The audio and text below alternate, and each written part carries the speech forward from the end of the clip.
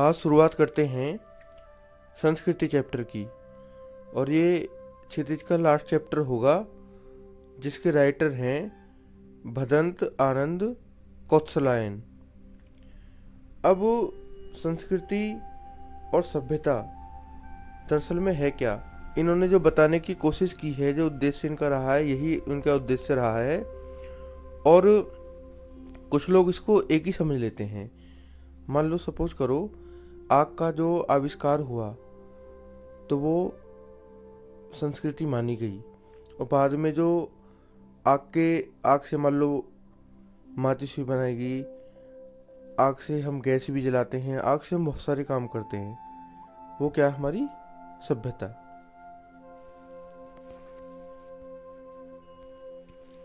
अब वही जिक्र करेंगे इसमें आगे।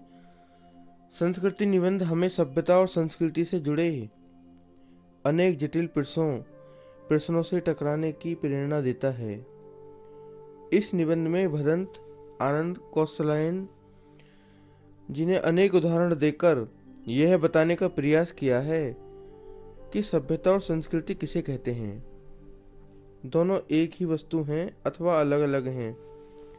वे सभ्यता और संस्कृति का परिणाम मानते हुए कहते हैं कि मानव संस्कृति अविभाज्य वस्तु है, मतलब वो कभी विभाजित नहीं हो सकती। उन्हें संस्कृति का बंटवारा करने वाले लोगों पर आश्चर्य होता है और दुख भी। उनकी आत्मा में मनुष्य के लिए कल्याणकारी, उनकी दृष्टि में जो मनुष्य के लिए कल्याणकारी नहीं है, वह न सभ्यता है और न ही संस्कृति है। अब चैप्टर पढ़ते हैं हम आगे कि चैप्टर में क्या लिखा है। ये उसका चैप्टर है।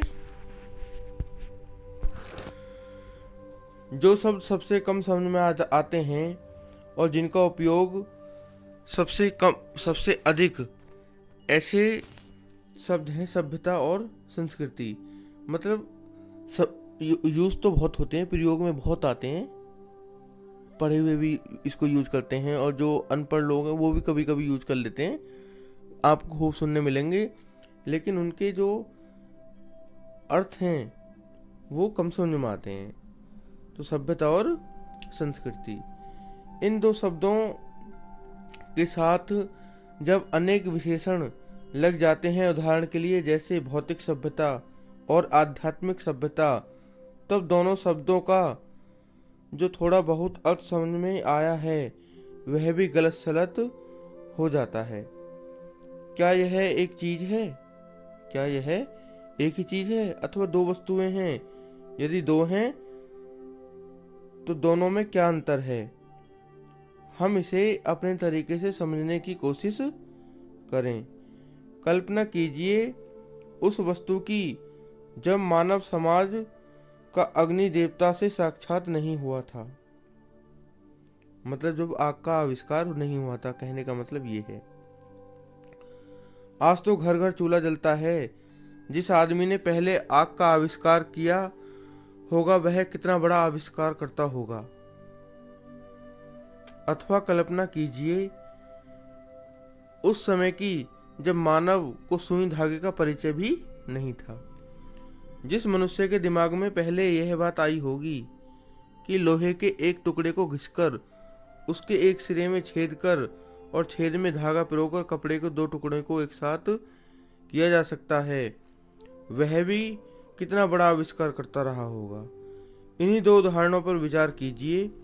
पहले उदाहरण में एक चीज है, किसी व्यक्ति विशेष की आग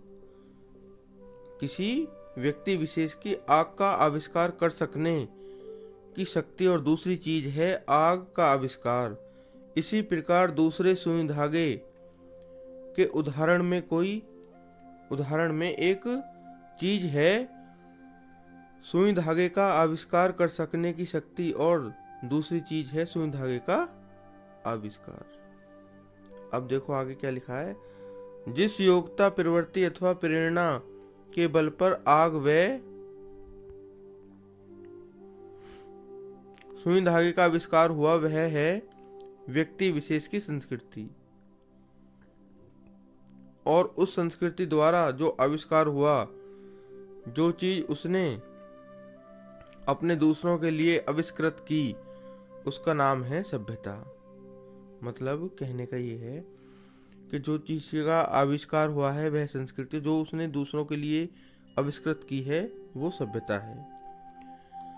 जिस व्यक्ति ने पहली चीज जितनी अधिक वह जैसी परिष्कृत मतलब शुद्ध मात्रा में होगी, वह व्यक्ति उतना ही अधिक वह पैसे वह वैसा ही परिष्कृत आविष्कर्ता होगा। एक संस्कृत व्यक्ति किसी नई चीज की खोज करता है, किंतु उसकी संतान को वह अपने पूर्वज से अनायास ही प्राप्त हो जाती है।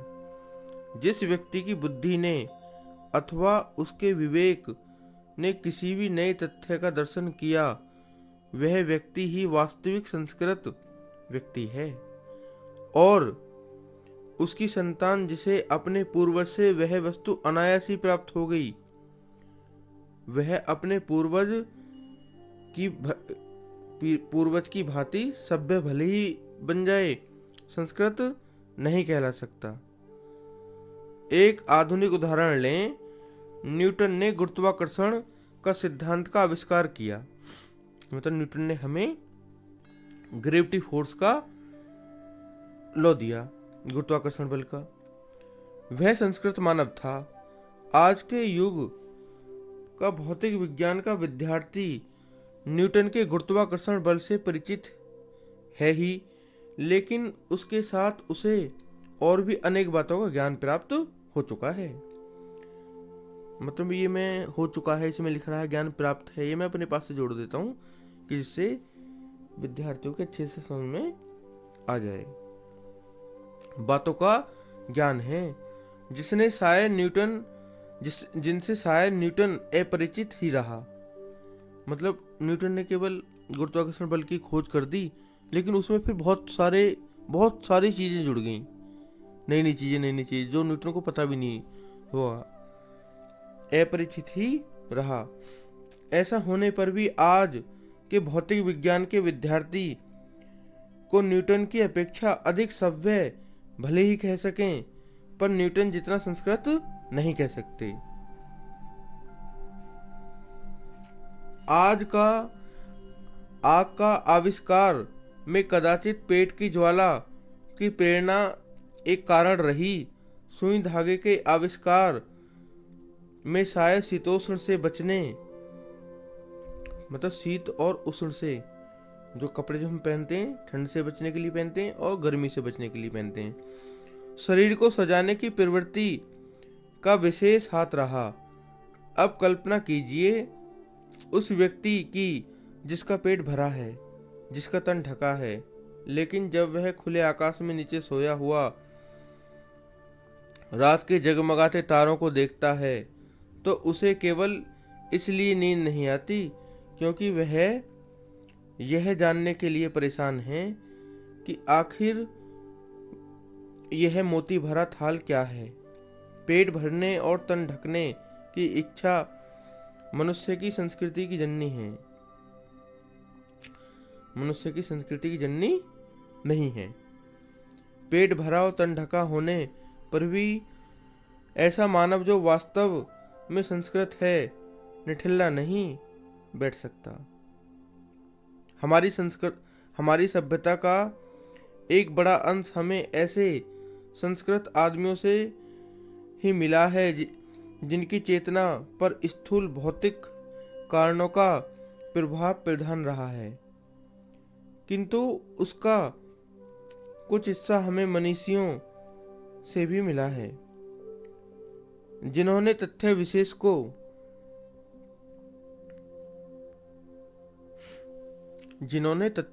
को किसी भौतिक प्रेरणा के वशीभूत होकर नहीं, मतलब कोई भौतिक चीज से कोई प्रेरणा नहीं मिली, बल्कि उनके अपने अंदर ही सहज संस्कृति के कारण प्राप्त किया है। रात के तारों को देखकर न सो सकने वाला मनीषी मतलब कोई विद्वान, कोई संत पुरुष, उसको मनीषी बोलते हैं। हमारे आज के ज्ञान का ऐसा ही प्रथम पुरस्कर्ता था। भौतिक प्रेरणा, ज्ञानेप्सा, क्या ये दो ही मानव संस्कृति के माता पिता हैं? मतलब भौतिक प्रेरणा और ज्ञानेप्सा, क्या ये दो ही मानव संस्कृति के माता पिता हैं? दूसरे के मुंह में कोर डालने के लिए जो अपने मुंह का कोर छोड़ देता है, उसको यह बात क्यों और कैसे सूझती है? रोगी बच्चे को सारी रात गोद में लिए जो माता बैठी रहती है, वह आखिर ऐसा क्यों करती है?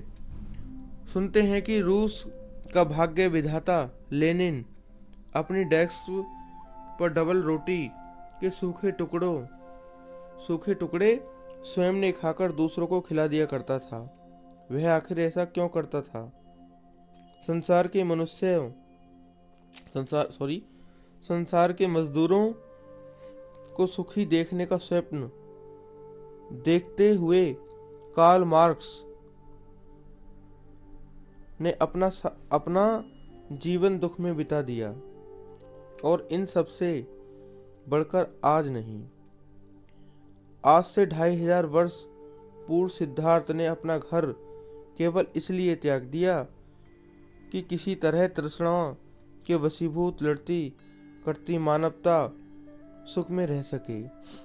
मतलब ये सब जितने भी लोग थे, जितने भी महापुरुष हुए, ये सभी मानव जाति को सुखी देखना चाहते थे। इसलिए इन्होंने अपने साधनों का और अपने सुखों का उन्होंने त्याग किया। सिद्धार्थ जो छोड़ के चले गए थे, आप जानते होंगे, गौतम बुद्ध को उन्होंने त्याग कर दिया कि इतना दुख मतलब क्यों है। आप उनके बारे में जानते होंगे स्टोरी, क्योंकि यहाँ पे समय देने से कोई बहुत बड़ी वीडियो हो जाएगी। और आगे हम देखते हैं अब क्या लिखा हुआ है।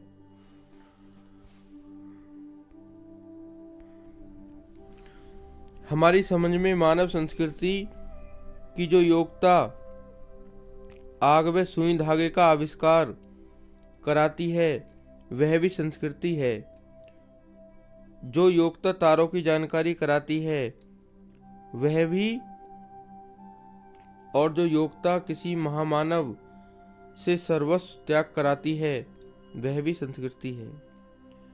और सभ्यता है संस्कृति का परिणाम।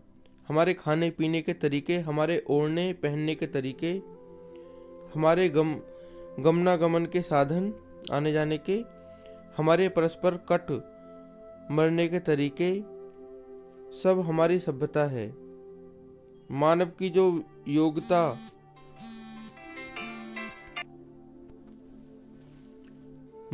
जो योग्यता उससे आत्मविनाश के साधनों का आविष्कार कराती है। हम उसे उसकी संस्कृति कहें या असंस्कृति, और जिन साधनों के बल पर वह दिन रात आत्मविनाश में जुटा हुआ है, उन्हें हम उसकी सभ्यता समझें या असभ्यता। संस्कृति का यदि कल्याण की भावना से नाता टूट जाएगा, तो वह असंस्कृति होकर ही रहेगी। और ऐसी संस्कृति का अवश्य भावी परिणाम असभ्यता के अतिरिक्त दूसरा क्या होगा? संस्कृति के नाम से जिस कूड़े करकट का ढेर का बोध होता है, वह न संस्कृति है न रक्षणीय वस्तु। कोई रक्षा करने वाली वस्तु भी वो नहीं है। क्षण क्षण परिवर्तन होने वाले संसार में किसी भी चीज को पकड़कर बैठा ही नहीं जा सकता। मानव ने जब प्रज्ञा और मैत्री भाव से किसी नए तथ्य का दर्शन किया है, तो उसने कोई भी वस्तु नहीं देखी है जिसकी रक्षा के लिए दलबंदियों की जरूरत है। मानव संस्कृति एक अविभाज्य वस्तु है, मतलब वो तोड़ी नहीं जा सकती। उसमें जितना अंश कल्याण का है वह अकल्याण की अपेक्षा श्रेष्ठ ही नहीं स्थायी भी है। इसके क्वेश्चन हैं।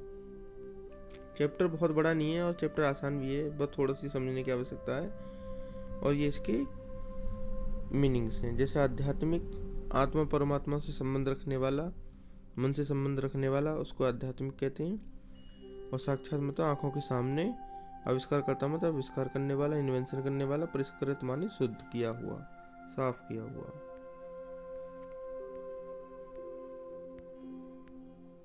तो ये चैप्टर था संस्कृति। तो कैसा लगा? धन्यवाद।